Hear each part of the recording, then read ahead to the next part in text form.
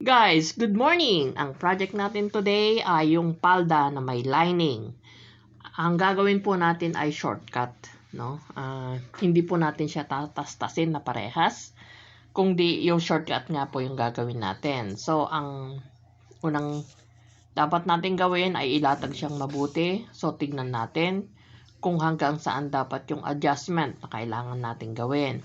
So, para dito po, babalik na rin natin siya. Tapos, susukatin natin yung adjustment na dapat na ilagay natin sa magkabilang gilid. Ayan, kabaliktad na.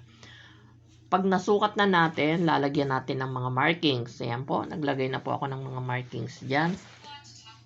Ayan, lagyan natin ng, bago natin gupitin, i-ano naman po natin muna. Lagyan natin ng pins, tapos tahian muna natin ng isang beses bago natin gupitin. Bakit po ganon? Para hindi mag-slide yung tela. Kasi po, ang tela po na ito ay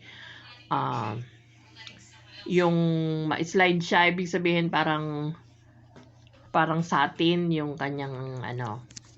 So, para maiwasan po yon, bago natin gupitin, tahian muna natin ng isang beses. Tapos saka na lang natin doblehin pa.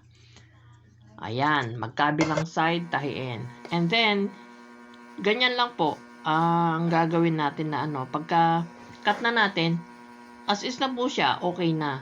Lalapat na po yan. Kasi tama naman po yung lapat ng sa my hips. Talagang sa magkabilang gilid lang dapat yung adjustment. So, ganyan po yung isa sa mga adjustment na kailangan natin gawin kapag palda po yung ating pinapaliitan. So, ayan o. Kita nyo? Diba? Okay na siya. So, ganyan lang po ang kailangan natin gawin na adjustment. Thank you very much.